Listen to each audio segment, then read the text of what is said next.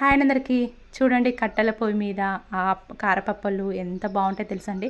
నిజానికి కట్టెల పొయ్యి మీద ఏది చేసినా సూపర్ ఉంటుందండి. కానీ చెయ్యాలి, కొంచెం ఓపిక ఉండాలండి. నిజానికి మా అమ్మ అయితే బాగా చేస్తుంది కట్టెల పొయ్యి మీద. అయితే పొద్దున్న వర్షం పడ్డదండి, ఫుల్ వర్షం పడ్డది. ఒక అర్ధగంట సేపు వర్షం ఉందండి. చూడండి మా పాప అయితే ఆ వర్షంలోనే మంచం మీద కూర్చుంది.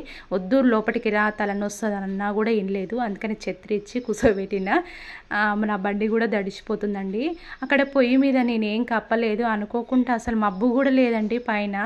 మబ్బు లేకున్నా కూడా ఫుల్ వర్షం పడిపోయింది.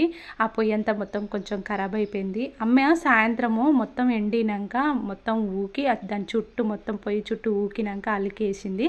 నిజానికి చూడండి ఎంత బాగుందో. మా అమ్మ చాలా బాగా చేస్తుందండి. ఆ పొయ్యి మంచిగా నీట్గా చేసి ముగ్గులేసి పసుపు కుంకుమ వేసి, మా చిన్న పాప కూడా హెల్ప్ చేస్తుంది మా అమ్మకి.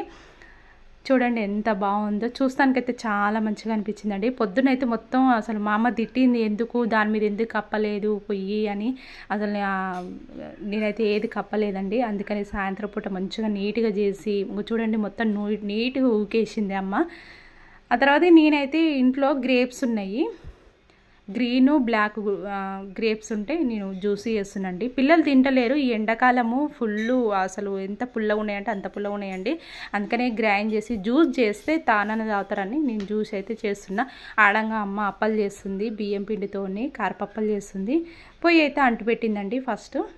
చూడండి ఎంత మంచిగా అనిపిస్తుందో ఆ పొయ్యిని చూస్తే.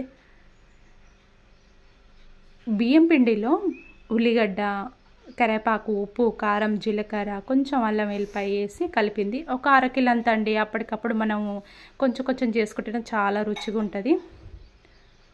ఆ పొయ్యి చూస్తుంటేనే నాకు చాలా మంచిగా అనిపిస్తుందండి. నిజానికి కడాయి అయితే పెట్టిందండి. మంట అయితే మంచిగా వస్తుంది.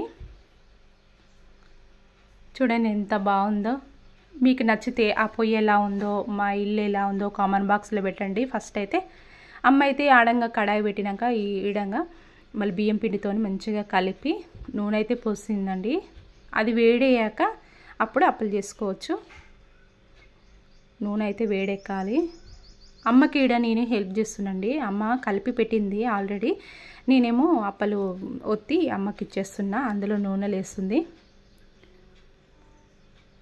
చూడండి ఎంత మంచిగా ఉందో. పొగ కూడా ఏం రావట్లేదండి. మంచిగా నీట్గా పొయ్యి మాత్రము మంట మాత్రం మంచిగా వస్తుంది.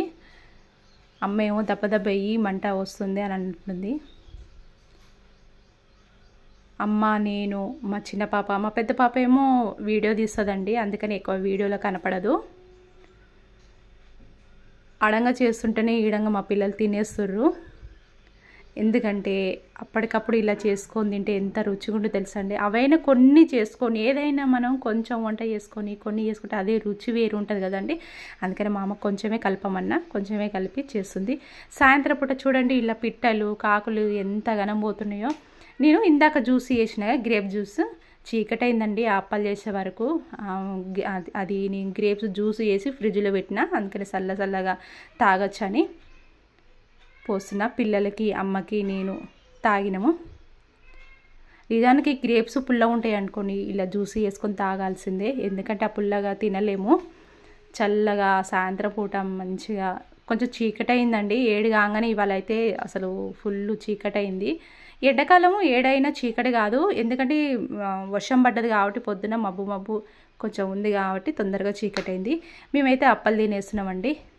అప్పలు చూసి కామెంట్ బాక్స్లో పెట్టండి. నచ్చితే లైక్ చేయండి ప్లీజ్. ఒక సబ్స్క్రైబ్ చేయండి.